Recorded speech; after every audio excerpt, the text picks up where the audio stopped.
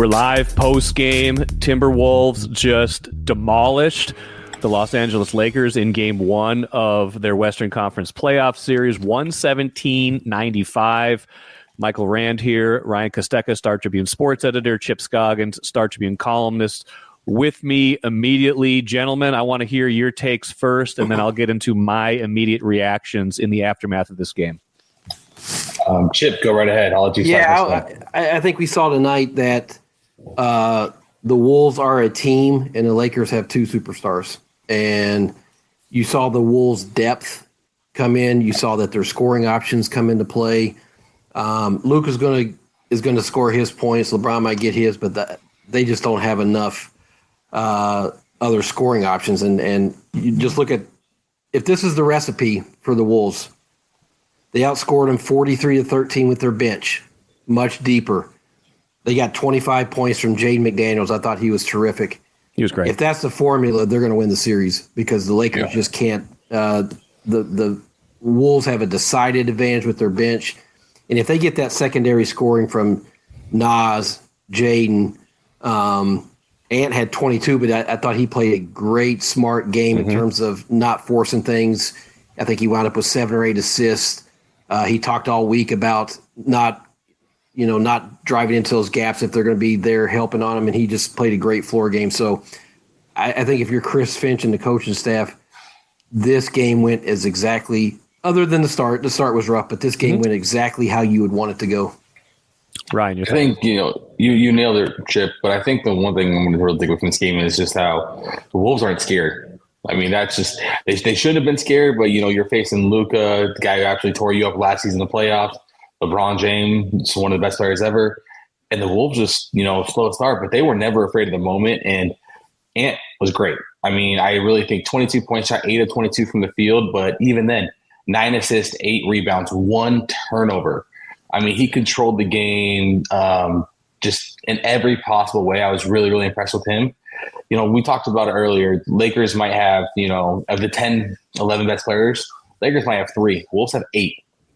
They are so incredibly deep in this show tonight. And when they're that good on offense, the Lakers have to play a Jared Vanderbilt, which even weakens that offense even more. So I thought it was a great game by the Wolves all around. Great job by Ant. Great job by everyone. Yeah, I thought. Go ahead, Chip. Go ahead, Chip. Yeah, I thought the key obviously was start second quarter where Finch went with the lineup of a lineup I don't think we've seen a lot of, but he went. His front line was Nas, Julius Randle, Jay McDaniels, and his backcourt was Nikhil and Mike Conley.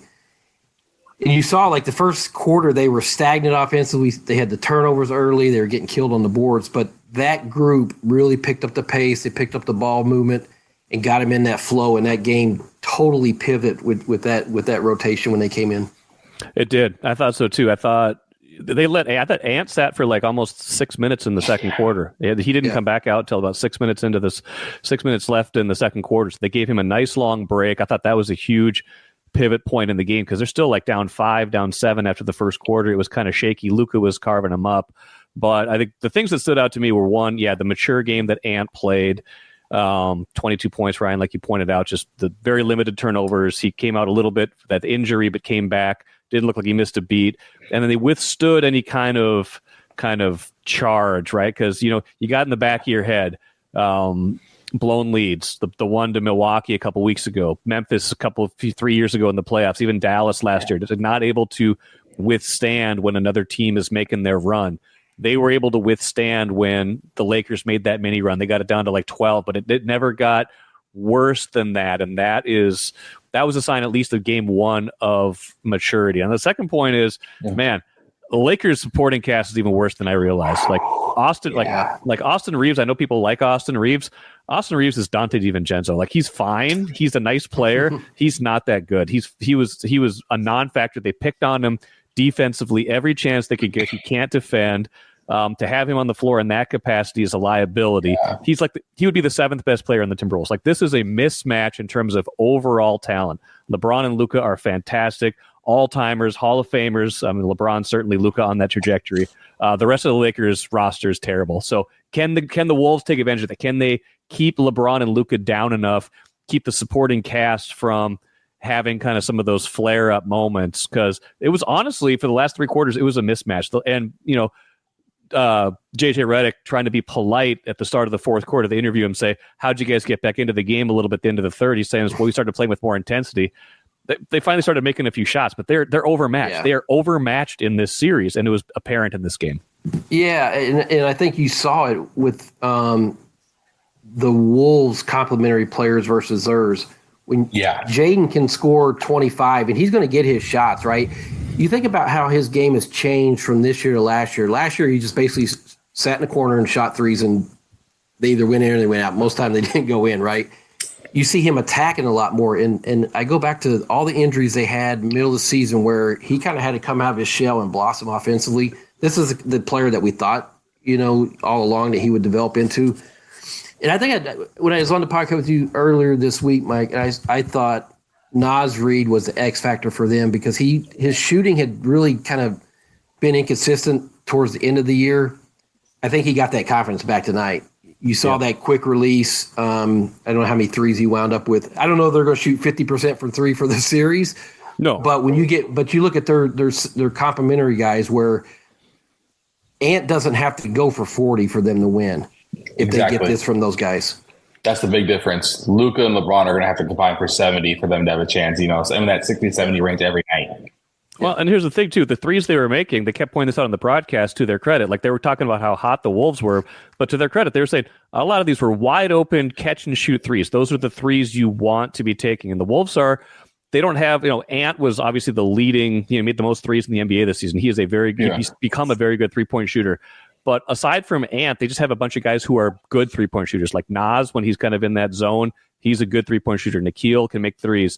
Conley made a couple big ones. Like they're not Dante, but they're not going to make those every night. They're also not going to miss like 10 layups like they did tonight. So I think there's still room in their offensive game, some give and take there. So I thought their offense was fantastic, and their defense was just as good tonight. You said it perfectly. I mean, that was the key to the offense. Yes, the Wolves were on fire from deep, but I mean, they're getting practice looks right now. I mean, and I texted Chris Hine this. I texted Chris Hine, Wolves beat reporter for us. And I said, Mike Conley just pulled up in transition and stroked a three. It's the apocalypse. I mean, that's when it's like, hey, just start writing, but it's game over at this point. That was very impressive, and it was how comfortable the Wolves looked doing it. It's almost like everything they went through the season, kind of the struggle, trying to find the right lineups, the right rotations. Chris Finch hit every button correctly tonight, and it just seemed the Wolves were very comfortable. They had an identity. They knew exactly what they were doing. They never, the early deficit never let it get to them, and they just kept going at it. And that's the biggest impressive thing is like the maturity for this team is just wow. Yeah, I think, two of the couple of the storylines we thought going in were, okay, how was Mike Conley and Rudy going to fit defensively, and particularly, when the Lakers went small? Yep. It wasn't an issue. I mean, Rudy got the two quick fouls. Obviously didn't have a huge impact like he had coming down the stretch the last 2 weeks of the season, but maybe it's that type of series where, his impact is not going to be that, but it wasn't such a storyline that is stuck out like, you thought it was. But, and to the Wolves' credit, we talked about roster construction. They can win different ways, right? They can win when they need Rudy in there, and they can win when you bring Naz in or go smaller. So, and I thought Mike, it was kind of a little bit of a tough start for him, but then he played well.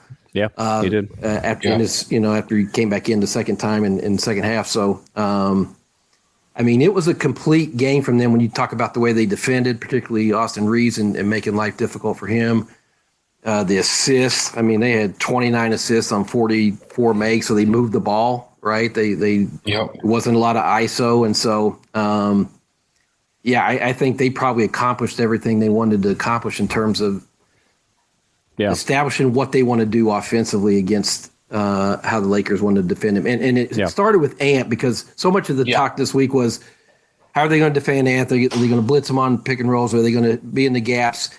And much like that Phoenix series last year, I think he showed his maturity as a player. I think you're right. I think I was worried about Jaden McDaniels because he got a couple quick fouls. Sometimes that can lead to frustration, but like you guys already talked about, like 11 for 13, like he was unbelievable in this game. Mid-range, he made a couple early threes, getting to beat that zone when they threw that zone at him early in the fourth. He beat it quick with a decisive little like 6-footer. Like he was everything you wanted, especially offensively and then defending against Luka.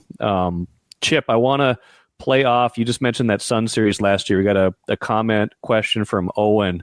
Blue Sky says, "Am I crazy for seeing this as a very similar to the Suns series? Exposed flaws and they played like a team while the Lakers played like a group of individuals."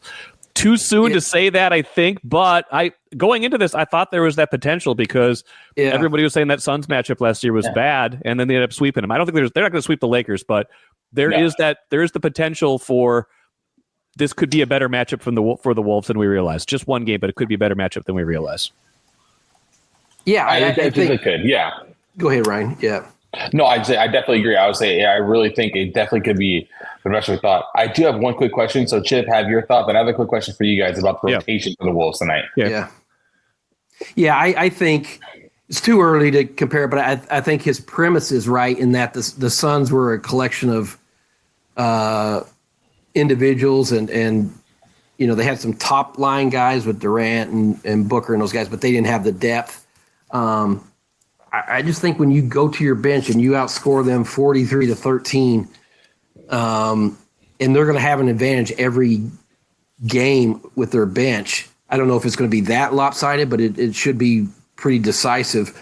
The Lakers have to figure out how to get something other than LeBron and Luka if they're going to advance in this series. And they didn't get much LeBron tonight. He was pretty bad. He was pretty bad. He looked 40 tonight. I just think the Wolves can beat. Yeah, I think the Wolves can beat them more ways than the Lakers can win. I agree with that. I think the Wolves can win a number of ways. Ryan, what's your question about rotations? Were you guys surprised that Jalen Clark didn't get any run tonight for the Wolves, and that Finch didn't go with a 9-man with those two, especially with Luka? I thought he might, but I think he was one rotation away from trying it, but then they caught something in the second quarter, and it's also like it's probably something you go to if you need a spark. But they started to handle Luka, and so I think they just rode with what they had, and they didn't have to overextend any of those guys. I think he's going to be a factor in this series, but I think he would have tried it if he needed it. He didn't need it yet. Yeah. He didn't need it. Yeah, I think they had such a run going in the second quarter, and then I don't want to say the Lakers really got back in it, but when they got to it to 12, I think Finch just said, "Okay, we're going to stay with this 8-man rotation." Outside that, I think I agree with Mike. I mean, even if it's a 3-minute spurt just to body up Luka at some point in this series, I think we'll see more of him. Yeah. I'm not surprised to only see 8 though, because their 8 are very good, and nobody had to play more than 35 minutes. And Julius Randle both played 35 minutes. That's not crazy. Like Luka played 40, Austin Reeves 37, LeBron played 36. Like 3 of the Lakers guys, including 2 vets, played more than any of the Wolves' top guys or any of their guys. Period. So I still they can distribute minutes pretty well with 8 because they trust those 8 so well. Yeah. I was very curious about that. I thought Jalen Clark might get some run just in general, like maybe this is the guy who's going to take out Reeves or really help on Luka. But I think, like I said, Finch really settled into rotation, like what he got from his bench. Chip already talked about how great they were. I think he's like, okay, we're going to stick with this. And you're right. He was maybe 1 or 2 rotations, maybe 1 or 2 more Lakers scores away from maybe getting some run. Yeah, it's interesting. I'm looking at the stats here. Obviously, Randall's 7 turnovers are way too many. He had a couple careless. He had 7 of their 10. They only had 10 as a team. That's amazing. I mean, he had just some careless ones, but 14 assists between him and Ant. Right. So that tells you like those guys are making the right play, and it's not so much ISO. I mean, if you get that, I mean that is. I think that's exactly how they want to play. Right, it is. Both of those guys, and they'll get it back. Right, they'll still get. I mean, Ant with 22 points and Randall with 16. So even with those assists, they gave him 38 points between them. So obviously his turnovers need to come down, but the assists, 14 assists between those two is pretty impressive. Let's get to one by Adam here on X. Says, even though we hit a ton of threes, I think it's the defense that won the game. I tend to agree. I think it was all around, but they only give up 95, and a couple of those were in garbage time. The thing that they were doing early was giving up too much second chance, and Finch said that after the end of the first quarter. Once they started limiting that, like their first shot defense was pretty good all night. It was. You could tell the Lakers and LeBron especially, they didn't want to deal with the physicality the Wolves were bringing. You know, the Wolves were swarming at the rim, and their rotations were phenomenal. They were linked on a string together. It was a defense, I would agree, that the defense is really what won this game for them in the end. And that's the one thing. You can't always count on these threes translating to the next game. We all know this. That defense, that can travel. Defense can travel. They showed it tonight. I wouldn't be surprised if it shows up again Tuesday night. Yeah. Yeah, and the other thing, Ryan, we'll see if I can call it up here. 44, what was their fast break points? 25 to 6. 25 to 6 in the Wolves' favor. So that defense led to some, I think it helped them pick up the pace there in the second quarter where they were getting stops, and they just played a lot faster. So, again, you look at these stats, and they're so lopsided, but 25 to 6 in fast break points, I think that stemmed from that defense, what he was talking about.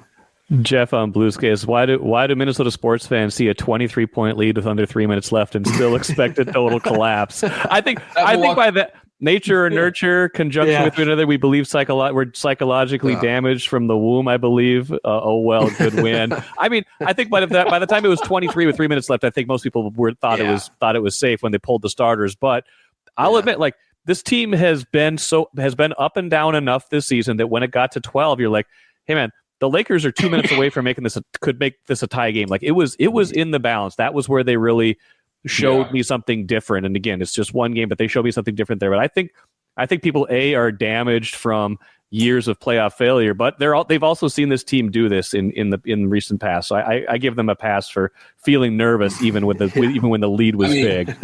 Wasn't it just what they were talking about 2 weeks ago? Was the Bucks game? Yeah, that's what it was. Yeah. Also, the 24 with 10 minutes left. Yeah. Yeah. As someone who's new to Minnesota sports, obviously, the Vikings, they were good. Everyone was, said, no way. And then you see what happens week 18 with the Lions and week 1 against the Rams in the playoffs. Then you see the Bucks collapse, and it's just, oh man, I'm starting to understand the pain of a Minnesota fan. Yeah. My dad and I were talking, we were watching the game together, and we were just chatting about it, and 24 point. It was a big lead, 4 points up in the fourth quarter, and even then, you're not fully comfortable. No, you're never you're not relaxed. Nobody's ever fully comfortable. No, Minnesota sports fans do not relax. There's no. I'm gathering that. Yeah. No. Luke Hanlon, a former student of mine. Where does Luka rank for you among the most unlikable Minnesota playoff villains?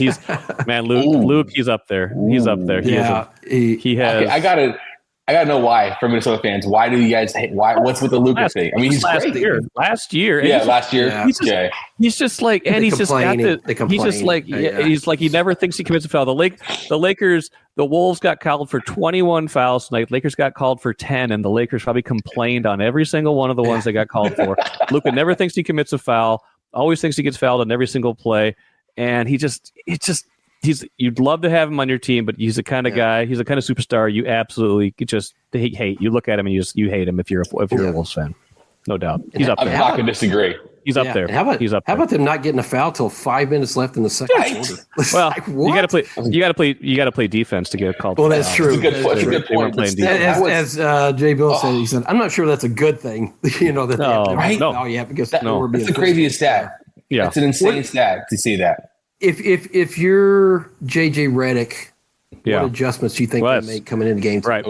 That was the last question I wanted to ask you guys. That was from Coach Jed on the Blue Sky. What adjustments do you expect the Lakers to make, and how do you expect the Wolves to adjust? He said, I'm always optimistic, but have been disappointed since 1989. What lead do you consider safe? 20, 30? You're another guy who's like, no lead can be too small. But this is going to be a series of adjustments. Game 2 is going to be different. What happens in Game 2? Yeah, I mean, Jay Bills, he put out the one time, I think it was Randall was driving and a guy helped off and left Nas alone in the corner.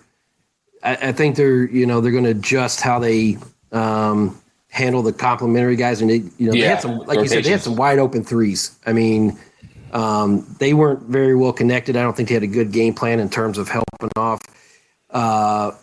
Clearly, they were going to do it with Ant. I think they put Reeves on him early to try to get Ant to drive, and then they were going to collapse on him and try to force turnovers that way. Ant handled it well, but it'll be interesting to see.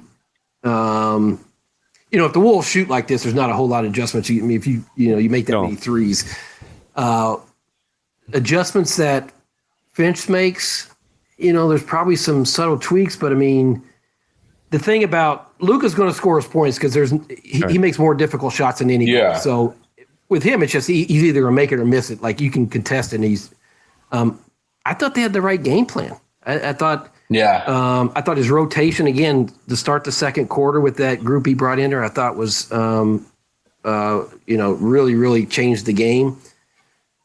They'll probably have some minor tweaks in terms of coverages, but I think the way they played and the way they moved the ball and getting 14 assists from Ant and Julius combined, I mean, I think that's how they want to attack them.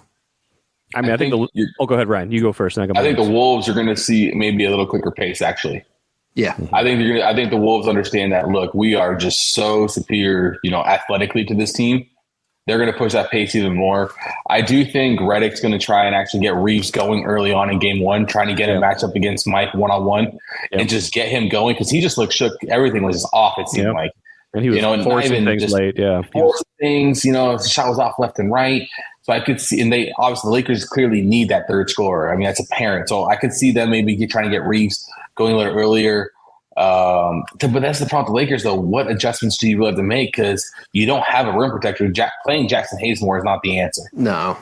So because the Wolves can beat almost any Laker off the dribble, it gets to the rim, you're either saying, hey, we're going to give up a dead semi-contested layup or an open three, if you're going to collapse from the corner.